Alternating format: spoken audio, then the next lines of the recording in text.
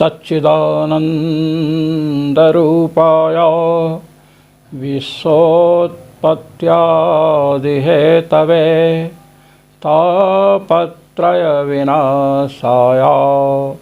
श्रीकृष्णाय वयं नमः। श्रीकृष्णाय वयं नमः।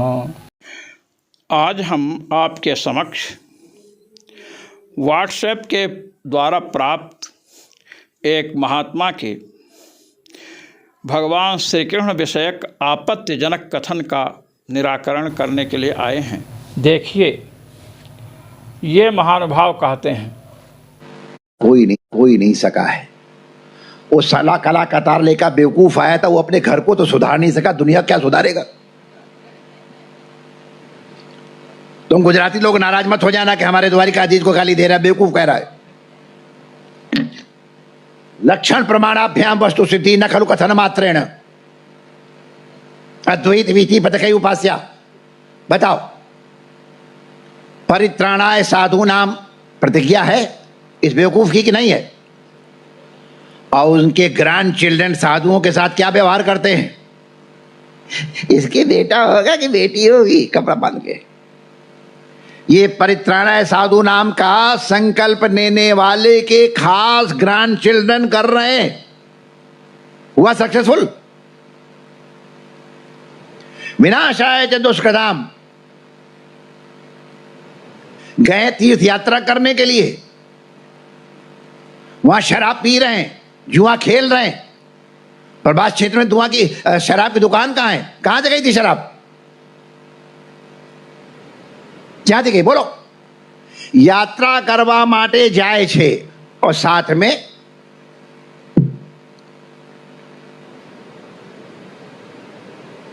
ये इसके ग्रैंड चिल्ड्रन है। हो गए लक्षण प्रमाणाभ्याम वस्तु सिद्धि? हो गई नहीं हो गई? श्रीधरी टीकाकार भी बताएंगे हुई कि नहीं हुई। ये आपने सुना। ये हैं कार्षणी श्री गुरुशरणानंद जी महाराज, जो एक प्रख्यात महात्मा हैं। अब इनके प्रत्येक कथन का, प्रत्येक आपत्ति का उत्तर मैं दे रहा हूँ। भागवत महापुराण के तृतीय स्कंध के तृतीय अध्याय के 24वें श्लोक में एक चर्चा आई है, जहाँ पर इस चर्चा में उद्धव और विदुर जी का संवाद है, जिसमें यद कुमार और भोज कुमार का वर्णन आया है कि वे सब द्वारिकापुरी में क्रीड़ा करने के लिए जाते हैं और क्रीड़ा करते करते दुर्वासा, विश्वामित्र आदि ऋषियों के समीप पहुंच जाते हैं। सांब को गर्भवती स्त्री के रूप में प्रस्तुत किया, उसे साड़ी वाड़ी पहना करके, और वहाँ पर ऋषियों से सांब के विषय में पूछा कि इसे पुत्र होगा या पुत्री होगी, यह गर्भवती है, आप लोग बतलाएं। ऋषियों को क्रोध आ गया, क्योंकि ऋषि समझ गए कि ये बालक उद्दंडता कर रहे हैं, ये बालक भी उतने छोटे नहीं हैं। इसलिए उन्होंने शाप दिया। शाप क्यों दे रहे हैं? कि भगवान की इच्छा को समझ रहे हैं कि भगवान इनका भविष्य में विध्वंस कराना चाहते हैं। कोपिता मुनयः सेपुर्भगवन मत को विदाह, भगवन मत को विदा, भगवान के मत को जानने वाले हैं। भगवान को क्या अभिमत है? भगवान जानते हैं कि ये वीर, शौर्य और संपत्ति के कारण उद्धत हो गए हैं। जितने यादव हैं सब उद्दंड हो चुके हैं। तदिदम यादव कुलम वीर शौर्य श्रियोद्धतम, भागवत पुराण 11वें स्कंद के 6ठे अध्याय के 29वें श्लोक का यह कथन है। उद्दंडता मुनियों के समक्ष प्रस्तुत कर चुके हैं। भगवान इस बात को समझ रहे हैं कि ये बड़े उद्धत हैं। भगवान की इच्छा को जान करके कि भगवान परित्राणाय साधूनां विनाशाय च दुष्कृतां धर्म संस्थापनार्थाय संभवामि युगे युगे, इस अपनी प्रतिज्ञा के अनुसार परित्राणाय साधूनाम, सज्जनों के परित्राण के लिए अवतीर्ण हुए हैं। विनाशाय च दुष्कृताम, और दुष्टों के विनाश के लिए अवतीर्ण हुए हैं। दूसरा प्रयोजन धर्म संस्थापनार्थाय, और धर्म की स्थापना करना सम्यक रूप से, ये भगवान के अवतार का प्रयोजन है। आप सब जानते हैं कि भगवान अपनी प्रथम प्रतिज्ञा जो है परित्राणाय साधूनाम, ये दिखाते हैं। सज्जन हैं वसुदेव जी, कारागृह में वसुदेव जी हथकड़ी और वेणियों से निगृहित किए गए थे, बांधे गए थे। भगवान का जब अवतार हुआ तो हथकड़ी और वेणियां खुल गईं। अथाह अगाध जलराशि यमुना को पार करते हुए वसुदेव जी जा रहे हैं, उनकी रक्षा भगवान कर रहे हैं, क्योंकि वहां पर यमुना का जल उन्हें डुबा नहीं सका। भादों का महीना है, नदी झरने सब अपने तीव्र गति से बहते हैं, वर्षा का जल आता है, किंतु यमुना जी वसुदेव जी को डुबो न सकीं। यह भगवान की प्रथम प्रतिज्ञा जन्म के बाद से ही पालित होने लगी, परित्राणाय साधूनाम। और देखिए विनाशाय च दुष्कृताम, दुष्टों का विनाश। भगवान 6 दिन के हुए छठी मनाई जा रही है, षष्ठी महोत्सव मनाया जा रहा है, और उसी समय पूतना को कंस ने भेजा, वह आई, उसका विनाश भगवान श्री कृष्ण ने किया। बाल्यावस्था से पूतना का विनाश, तृणावर्त, अघासुर, बकासुर, वत्सासुर इत्यादि दुष्टों का विनाश छठी के दिन से ही भगवान ने आरंभ कर दिया। परित्राणाय साधूनाम विनाशाय च दुष्कृताम धर्म संस्थापनार्थाय संभवामि युगे युगे। भगवान का उपनयन संस्कार हुआ और वहाँ से आए, फिर धर्म की स्थापना के लिए भगवान ने अर्जुन को 18 अध्यायों की श्रीमद् भगवद गीता का उपदेश किया, और उनके अनेक कार्य हैं। तो मैं ये बतलाना चाहता हूँ कि भगवान श्री कृष्ण जिस दिन प्रकट हुए उसी दिन से सज्जनों का परित्राणाय साधूनाम पहली प्रतिज्ञा का पालन शुरू कर दिया। छठे दिन के जब हुए उसी समय से विनाशाय च दुष्कृताम आरंभ कर दिया। अब भगवान की इस लीला पर दृष्टि न डाल करके केवल यही कहना कि परित्राणाय साधूनाम विनाशाय च दुष्कृताम, सांब आदि जो उनके पुत्र हैं उन्हें ग्रैंड चिल्ड्रन स्वामी जी कह रहे हैं, वो जा कर के विश्वामित्र, दुर्वासा इत्यादि साधुओं का अपमान किए। भगवान अपने घर को नहीं सुधार सके। परित्राणाय साधूनाम विनाशाय च दुष्कृताम, यह उनकी प्रतिज्ञा है। जो अपने घर को नहीं संभाल सका वो संसार को क्या संभालेगा। ये सब स्वामी गुरुशरणानंद जी महाराज की आपत्ति है, जो आप उनके वीडियो में पहले सुन चुके हैं। मैं ये बता रहा हूँ कि भगवान श्री कृष्ण ने जो प्रतिज्ञा की है उस प्रतिज्ञा का जन्म के दिन से ही पालन करना आरंभ कर दिए। जन्म दिन से ही अपनी प्रतिज्ञा का प्रथम परित्राणाय साधूनाम, वसुदेव जैसे साधु के रक्षण में भगवान तत्पर हुए। विनाशाय च दुष्कृताम भी बतलाया। अब यहाँ पर आप आइए, भगवान श्री कृष्ण की 125 वर्ष की अवस्था हो चुकी है। शरच्छतम व्यतीयाय पंचविंशाधिकम प्रभो, ये ब्रह्मा जी ने कहा है। भागवत पुराण 11वें स्कंद के 6ठे अध्याय का 25वां श्लोक है। 125 वर्ष की अवस्था हो गई, उस समय आते हैं ब्रह्मा जी अन्य देवगणों के साथ स्तुति करते हैं और कहते हैं कि 125 वर्ष की अवस्था बीत चुकी है, अब आपको हम प्रार्थना कर रहे हैं कि अपने धाम पधारें। उस समय भगवान ने ब्रह्मा जी से कहा कि ये जो यादव कुल है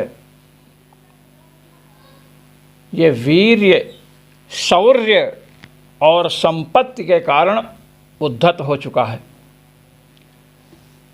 उद्धत कब से हुआ? कहता इदानीं नाश आरब्धः कुलस्य द्विजशापतः। इदानीं सांप्रतम विप्रशापवशात् यादव कुलस्य नाशः आरब्धः। इस समय, इदानीं इस समय, ब्रह्मा जी से कह रहे भगवान, इस समय विप्रों के शाप से यदुकुल का नाश आरंभ हुआ है। अर्थात जब विप्र शाप का प्रभाव हुआ, क्योंकि उन्होंने कहा था कि शाम को उद्देश्य करके कि इसके उदर से ऐसी वस्तु का जन्म होगा जिससे तुम्हारे कुल का समूल नाश हो जाएगा। और जब पेट को खोला तो देखा एक मूसल निकला, उसको चूर्ण चूर्ण करवा करके समुद्र में फेंकवा दिया गया। ये सब चर्चा श्रीमद् भागवत महापुराण में आई है। वही एरक घास के रूप में उग आया है प्रभास क्षेत्र में, जिससे समस्त यदुवंशियों का प्रभास क्षेत्र में संहार होगा। अब भगवान कह रहे हैं कि द्विज शाप का प्रभाव विशेष पड़ रहा है। ब्रह्मा जी वहाँ से पधारते हैं और भगवान ने देखा कि ऋषियों का अपमान किया है। ऋषियों के अपमान से जन्य जो पाप है उसका परिणाम इन्हें शाप रूप में मिल चुका है, जो इनके विध्वंस से पूर्ण होगा। धर्मशास्त्र की मर्यादा है, यदि कोई अपराधी अपराध करता है और उसे राजा की ओर से, प्रशासन की ओर से दंड मिल जाए तो वह शुद्ध होता है। ये चर्चा मनु स्मृति आदि धर्मशास्त्रों में आई है। ऋषियों से उद्दंडता का व्यवहार सांब आदि ने किया तो उन्होंने शाप दे दिया कि इसके उदर से ऐसी वस्तु उत्पन्न होगी जिससे तुम्हारे कुल का समूल विनाश होगा। चूंकि भगवान के इन बालकों को अपने किए गए अपराध के फलस्वरूप शाप मिल चुका है। सनकादिकों का अपमान जय विजय ने किया तो जय विजय को सनकादिकों ने शाप दिया और वही उनके अपराध का परिमार्जन था। जिस दिन ब्रह्मा जी और भगवान का संवाद हुआ है, ब्रह्मा जी के जाने के बाद द्वारकापुरी में महान उत्पात आरंभ हुए और वहाँ से भगवान प्रभास क्षेत्र जाना चाहते हैं तो उद्धव जी समीप में आए। उद्धव जी को भगवान ने ज्ञान का उपदेश दिया और सभी वृद्ध ज्ञानी महापुरुषों को बुला करके एक मंत्रणा की और उसमें कहा कि इतने भयंकर उत्पात अंतरिक्ष में भूतल पर सर्वत्र दिख रहे हैं, इसलिए हमें इसके द्वारा जिन संकटों की सूचना मिल रही है उन संकटों से बचने के लिए प्रभास क्षेत्र चल करके ब्राह्मणों का भोजन, दान, दक्षिणा इत्यादि कार्य करना चाहिए। सब लोग मान लेते हैं। अब जो शेष लोग हैं, स्त्रियां हैं, बालक हैं और वृद्ध लोग हैं, इन सबको भगवान ने शंखोद्धार क्षेत्र भेज दिया। इस प्रकार शीघ्र आने वाले महाविनाश से नारियों, वृद्धों और बालकों की रक्षा करके भगवान ने परित्राणाय साधु नाम इसका सुस्पष्ट परिचय दिया, जिस पर स्वामी जी को ध्यान देना चाहिए। और जिनका प्रभास क्षेत्र में भगवान के संकल्प से विनाश होने वाला है, उनके लिए विनाशाय चा दुष्कृताम यह प्रतिज्ञा सार्थक सिद्ध होगी। शंखोद्धार क्षेत्र नाम इसलिए पड़ा है क्योंकि त्रित मुनि ने कक्षीवान मुनि को शाप दे दिया था, वो शंख बन गए थे और वहाँ पर भगवान श्री कृष्ण ने उनका उद्धार किया, इसलिए उसे शंखोद्धार तीर्थ कहते हैं, वहाँ पर भेज दिया। ये चर्चा श्रीवंशीधरी टीका में आई है। प्रभास क्षेत्र में विप्रों के लिए भोजन, दान आदि अनेक प्रकार के सत्कर्म किए गए। सबसे बड़ी बात है कि विप्रों को जो भोजन कराया गया है वह भगवत समर्पित अन्न है अन्नम चोरुरसम तेभ्यो दत्वा भगवदर्पणम। भागवत महापुराण के तृतीय स्कंध के तृतीय अध्याय के 28वें श्लोक में चर्चा है। भगवद अर्पणम, अन्नम दत्वा, भगवद अर्पित अन्न को दिया। इससे यदुवंशियों की भक्ति का परिचय मिलता है। ये अत्यंत धार्मिक हैं। और इतना ही नहीं, यदुवंशियों के लिए श्रीमद् भागवत महापुराण में बतलाया गया है, गो विप्रार्था सवः सूराः। भागवत महापुराण तृतीय स्कंध के तृतीय अध्याय का 28वां श्लोक है। गो विप्रार्था सवः सूराः, गाय और विप्र, गो विप्रार्थम असवः एषाम ते गो विप्रार्था सवः। गाय गो माता और विप्र, इनके लिए जिनका अशु माने प्राण है। गो गाय की रक्षा के लिए और विप्र की रक्षा के लिए जो अपने प्राणों का उत्सर्ग करने को तैयार रहते हैं, ऐसे बलि हैं यदुवंशी। इसलिए ऐसे धार्मिकों को अधार्मिक समझना, उन्हें शराबी समझना स्वामी जी को शोभा नहीं देता है। उन्हें शास्त्र के गांभीर्य को समझ करके उसका सही अर्थ निकालने का प्रयास करना चाहिए था। नंद बाबा समझने वाले या ब्रजवासियों के द्वारा नंद बाबा की उपाधि प्राप्त जो कर चुके हैं, ऐसे गुरुशरणानंद जी महाराज को मैं कहना चाहता हूँ, आप अच्छे संत हैं, सब कुछ हैं, किंतु शास्त्र के प्रति अपराध न करें। शास्त्र जो गुरुजनों के चरणों में बैठ करके शिक्षा प्राप्त कर चुके हैं, उनका विषय होता है। महान कष्ट की बात है कि जिन्हें लोग धर्माचार्य समझते हैं, वे लोग ही आज अर्थ का अनर्थ करने पर तुले हैं, जो भयावह भीषिका का सूचक है। गो विप्रार्था सवः सूराः के द्वारा भगवान व्यास ने यह सिद्ध किया है कि गो विप्र के लिए इनका प्राण है। ऐसी स्थिति में स्वामी जी का इन्हें अधार्मिक समझना महती भ्रांति है, व्यामोह है, कुत्सित प्रयास है। प्रभास क्षेत्र में विप्रों को भोजन दान इत्यादि करके, भोजन कराकर, दान दे करके, उनकी अनुज्ञा प्राप्त करके इन लोगों ने भोजन किया है। अब स्वामी गुरुशरणानंद जी महाराज ने जो यह कहा कि इनके ग्रैंड चिल्ड्रन साधुओं का अपराध कर रहे हैं, उनको नहीं संभाल पा रहे हैं, तो इसका निराकरण हो गया। को पिता मुनयः सेपुर्भगवन् मत को विदाः।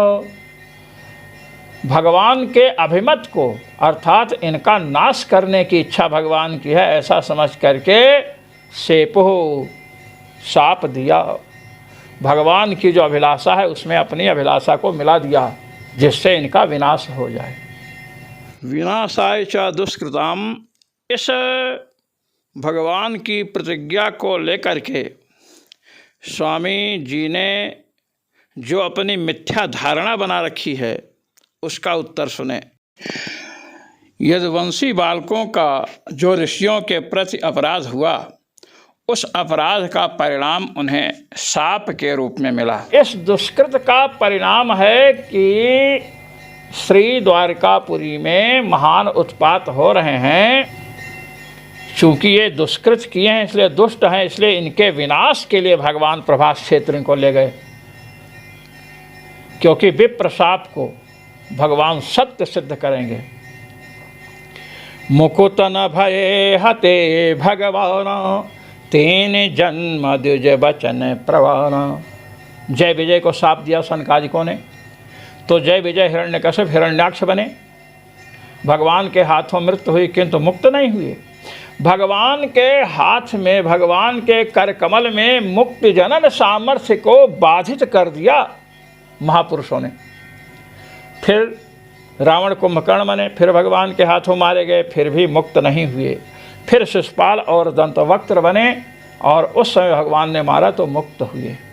भगवान ने मुक्त किया। तो यहाँ पर भगवान समर्थ हैं, विप्र शाप के प्रशमन हेतु समर्थ हैं। उद्धव जी को विप्रों का शाप नहीं लगा, भगवान ने उन्हें बचा लिया। किंतु क्यों? क्योंकि उद्धव भगवान के समान ज्ञानी हैं। बालकों, नारियों और वृद्धों को विप्रों के शाप से भगवान ने उद्धव की भांति बचा लिया, क्योंकि वे निरपराध हैं। स्वामी श्री गुरु शरणानंद जी महाराज ने कहा कि लक्षण प्रमाणाभ्याम बस सिद्धि न खलु कथन मात्रेण। तो एक बार आपको मैं एक बात बता देना चाहता हूँ कि आप जिसको लक्षण समझ रहे हैं और जिसको प्रमाण समझ रहे हैं, अपने कथ्य को सिद्ध करने के लिए आपने कोई लक्षण नहीं किया है। पहली बात, अव्याप्त अतिव्याप्त असंभव रूप दोषत्रय से जो शून्य होता है वो लक्षण होता है। आपने कोई लक्षण इसमें नहीं किया है। प्रमाण, रही बात प्रमाण की, आपने प्रमाण रूप में एक भी श्लोक प्रस्तुत नहीं किया इस वचन में, केवल कथन को प्रस्तुत किया। हम मानते हैं कि यह बात श्रीमद् भागवत महापुराण में है। लक्षण और प्रमाण, लक्षण तो आपने किया ही नहीं। आपने उस कथा को प्रमाण रूप में प्रस्तुत किया और कहा कि इनके ग्रैंड चिल्ड्रन साधुओं का अपमान किए। ठीक है, अपमान किया तो उन्हें शाप मिला। मैंने बताया कि जैसे राजा के दंड से, प्रशासन के दंड से अपराधी उस अपराध से मुक्त मान लिया जाता है, ऐसे ही शाप से मुनियों के अपराधजन्य पाप से वे बच गए, भले ही शाप उनके समूल विनाश के रूप में क्यों ना हो। विनाशाय च दुष्कृताम, इस प्रतिज्ञा पर भी स्वामी जी आपने आक्षेप किया है। ये लोग प्रभास क्षेत्र गए, इनका वहाँ विनाश हुआ, भगवान इनका विनाश करवाए, क्योंकि भगवान मत को विदा, भगवान के अभिमत को समझ करके ही मुनियों ने शाप दिया है। तो विनाशाय च दुष्कृताम जो प्रतिज्ञा है वह भी सार्थक हो रही है यहाँ पर। यह तो नहीं कि भगवान अपने परिवार का समझ करके इनको दंडित ही नहीं किए। अब आपने श्रीधर स्वामी की बात कही थी, प्रतीत होता है कि श्रीधर स्वामी की श्रीधरी टीका आपके दृष्टिपथ से बाहर है। श्रीधर स्वामी यहाँ पर क्या करें, मैं स्वयं प्रस्तुत कर रहा हूँ। दिष्टेन दैवेन विध्वंसित धियः नहि अन्यथा तस्मिन् स्थाने तदुचितम इति भावः। भगवान के जो अनुचर हैं उन्होंने चूंकि प्रभास तीर्थ जैसे पवित्र तीर्थ में मदिरा पान किया है। क्यों? क्योंकि दैव का कोप है, विप्रों का शाप है, इसलिए उनकी बुद्धि भ्रष्ट हो गई है। देखिए भागवत, ततस्तस्मिन् महापानं पपुर्मैरेयकं मधु दिष्टविभ्रंसित धियो यद्रवैर्भर्ष्यते मतिः। कहते हैं ततस्तस्मिन् महापानम, मधु मैरेक, मैरेक नाम की मदिरा का पान किया। क्यों किया? राज परिवार के हैं, पढ़े लिखे हैं। कहते हैं दिष्ट विभ्रंसित धियः, दैव योग से इनकी बुद्धि भ्रष्ट हो चुकी है, अथवा इनका विनाश होना है, भगवान की ही इच्छा है, इसलिए इनकी बुद्धि भ्रष्ट हो गई, इनका विनाश भगवान करना चाहते हैं। आगे इसी बात को कृष्ण माया विमूढ़ा नाम संघर्षः सुमहान अभूत, कृष्ण माया से मोहित होकर के, कृष्ण के संकल्प से मोहित होकर के इनका संघर्ष हुआ। यह बात आगे बतलाई गई है। अब दिष्ट विभ्रंसित धियः, यहाँ पर इस अंश को लेकर के श्रीधर स्वामी पाद क्या कहते हैं, जिसका एक शब्द भी स्वामी जी यहाँ नहीं बोल पाए हैं, बता रहा हूँ। दिष्टेन दैवेन विभ्रंसित धियः, दिष्ट का अर्थ है दैव, दैव योग से इनकी बुद्धि भ्रष्ट हुई। नहीं अन्यथा तस्मिन् स्थाने तदुचितम इति भावः, नहीं अन्यथा तस्मिन् स्थाने तदुचितम इति भावः। कह रहे हैं दैव योग से इन सबकी बुद्धि भ्रष्ट हुई। श्रीधर स्वामी पाद कहता है नहीं अन्यथा तस्मिन स्थाने तदुष्टम भावः। अन्यथा यदि दैव योग से इन सब की बुद्धि भ्रष्ट नहीं होती तो यह कार्य उनके लिए प्रभास क्षेत्र जैसे पवित्र क्षेत्र में उचित नहीं था। तो प्रभास जैसे पवित्र क्षेत्र में इन यदुवंशियों ने विप्र भोज आदि कराने के बाद स्वयं भोजन करके जो मदिरा पान किया है वह दैव योग से बुद्धि भ्रष्ट होने के कारण किया, और वह भी ऐसी मदिरा जिसके द्वारा शीघ्र ही बुद्धि नष्ट हो जाती है। जिस प्रकार दैव योग से बुद्धि भ्रष्ट होने के कारण इन्होंने प्रभास जैसे क्षेत्र में मदिरा पान किया है, उसी प्रकार दैव से बुद्धि भ्रष्ट होने से, दैव योग से बुद्धि के भ्रष्ट हो जाने से द्वारकापुरी जैसी मोक्षपुरी से इन्होंने प्रभास क्षेत्र के लिए मदिरा लाने का भी कार्य किया। इनमें अधार्मिकता आई यहाँ, और अधार्मिकता आई तो विनाशाय च दुष्कृताम, भगवान दुष्टों के विनाश के लिए अवतीर्ण हुए हैं। तो भगवान ने क्या किया?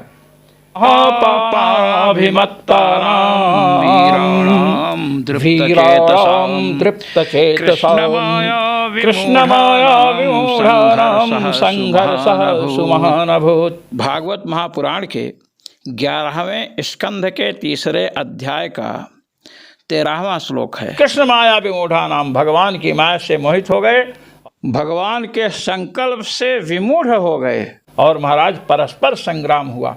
जो ये कहा गया ग्रैंड चिल्ड्रन है, प्रभास तीर्थ में दुकान नहीं थी शराब की,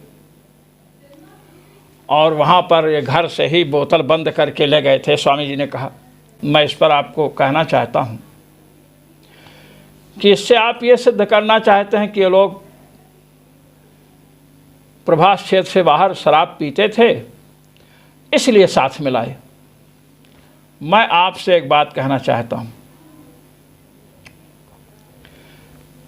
कि मद्यपान जो द्विजोत्तम है, विष्णु आदि स्मृतियों में ये चर्चा आई है, मैं प्रमाण डिस्क्रिप्शन में दूंगा कि जो द्विजोत्तम हैं, द्विज तो ब्राह्मण क्षत्रिय वैश्य इन तीनों को कहते हैं, इनमें इन द्विजों में जो उत्तम है ब्राह्मण, उनके लिए मद्य का निषेध है। ब्राह्मण शराब न पिबेत, ब्राह्मण शराब न पिए, किंतु क्षत्रिय वैश्य ये मद्यपान कर सकते हैं।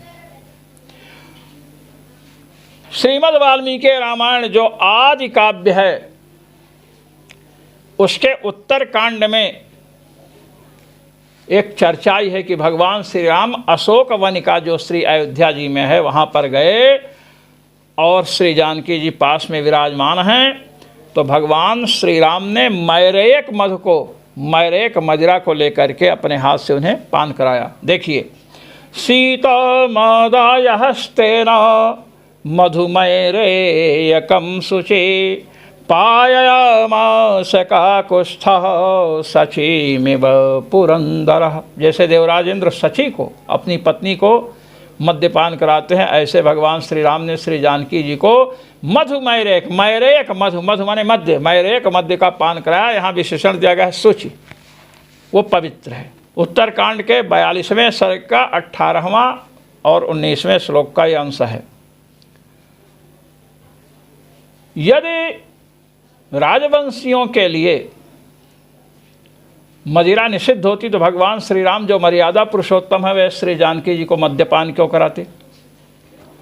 और यहाँ मधु मैरेयकम शुचि, मैरेयक को शुचि अर्थात पवित्र बतलाया गया। इससे निश्चित है कि मैरेयक बनाने में निर्माता उन्मादक पदार्थों को यदि आवश्यकता से अधिक डाल देता है तो वह बुद्धि भ्रंशिका होने के कारण अपवित्र हो जाती है, क्योंकि बुद्धि को भ्रष्ट करेगी।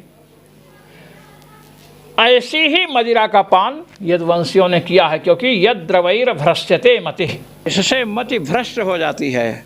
ततस्तस्मिन् महोपानं पपुर्मैरेयकं मधु दिष्टविभ्रंशति धियो यद्रवैरभ्रश्यते मतिः। उस मधुमय रेख से बुद्धि भ्रष्ट हो जाती है। वही मधुमय रेख भगवान श्री राम श्री जानकी जी को पिलाते हैं मर्यादा पुरुषोत्तम। यहाँ शुचि कहा गया।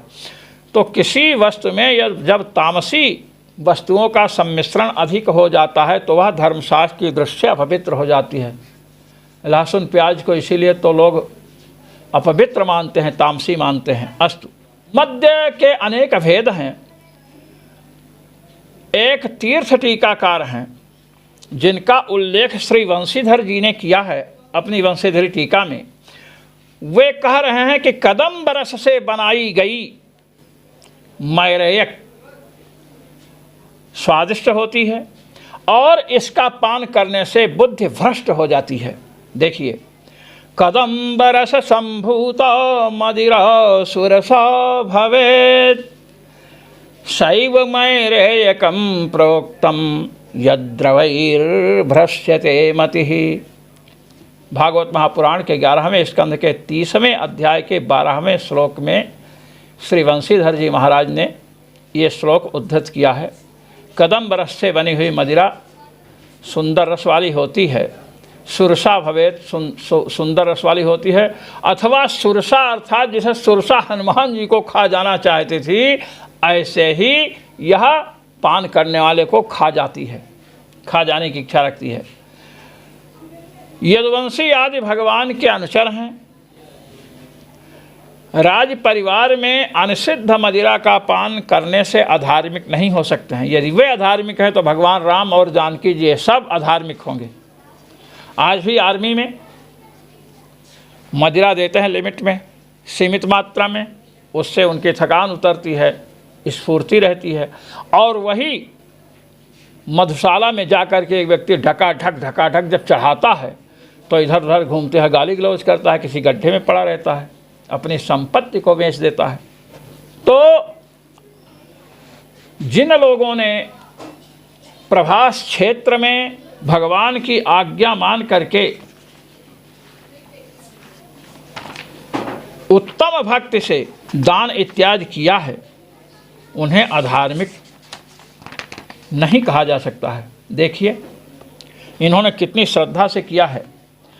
तस्मिन् भगवतादिष्टं यदुदेवेन यादवाः चक्रुः परमया भक्त्या सर्वश्रेयोपविंहितम्।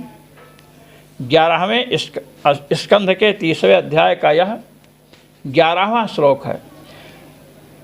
भगवतादिष्टम, भगवान से आदिष्ट होकर के यादव वीरों ने परमया भक्त्या सर्वश्रेयोपब्रह्मतम चक्रुः, परम भक्ति से, अत्युत्कृष्ट भक्ति से, श्रद्धा अतिरेक से संपूर्ण कल्याणकारी भोजन दान दक्षिणा आदि कार्यों को किया। इसलिए इन्हें अधार्मिक कहना किसी को भी शोभा नहीं देता है।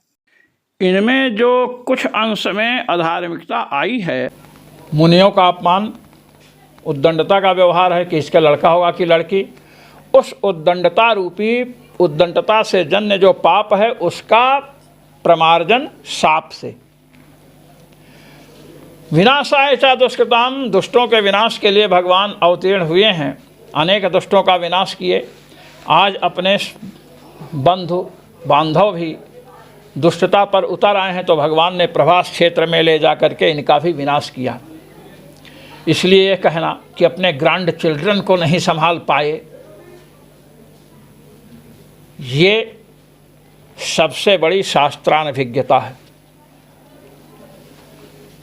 इन लोगों ने अनेक प्रकार का दान पुण्य किया है, संभाले, और जब इन्होंने अपराध करना शुरू किया तो प्रभास क्षेत्र में ले जा करके विध्वंस करवा दिया भगवान ने। यही इसका तात्पर्य है। भगवान ने जन्म से लेकर के ही सज्जनों का परित्राण और छठी के दिन से ही दुष्टों का विनाश पूतना जैसे आरंभ किया। मुनियों का अपराध किया है बच्चों ने, तो शाप दे दिया मुनियों ने। जय विजय ने सनकादिकों का अपमान किया, उन्हें रोका तो जय विजय को सनकादिकों ने शाप दिया। भगवान उसमें मौन रहे, कुछ नहीं बोले, और भगवान स्वयं जाकर उनको मारे। इसी प्रकार मुनियों के अपमान से जन्य जो पाप है उसके बदले इनको शाप मिला और इनका विनाश हुआ। इसलिए भगवान चुपचाप बैठे थे। जो संभालने लायक होता है उसे संभाला जाता है। इसीलिए तो भगवान ने नारियों को, बालकों को, वृद्धों को उनके पालन के लिए, उनकी रक्षा के लिए, अर्थात सज्जनों की रक्षा के लिए उन्हें शंखोद्धार तीर से भेज दिया था। और जिनका अपराध अक्षम्य था या भविष्य में अक्षम्य अपराध करने वाले थे, उन सबको प्रभास क्षेत्र ले जा करके अपने संकल्प से परस्पर लड़वा करके विध्वस्त कर दिया, विनष्ट कर दिया। यही भगवान का विनाशाय च दुष्कृताम इस प्रतिज्ञा का अर्थ है। और यह प्रतिज्ञा उनके जीवन में सर्वत्र चरितार्थ होती है, जिसे हमें समझने की आवश्यकता है। स्वामी जी ने आक्षेप किया कि भगवान श्री कृष्ण अपने परिवार को नहीं संभाल पाए। यहाँ पर मैं यह कहना चाह रहा हूँ, भगवान ने परिवार संभाला। 16,108 रानियाँ थीं, एक एक रानी के 10-10 पुत्र और एक एक पुत्री। उसको भगवान नहीं संभालते थे तो क्या आप संभालने गए थे? उन्हें तो 125 वर्ष तक भगवान ने ही संभाला।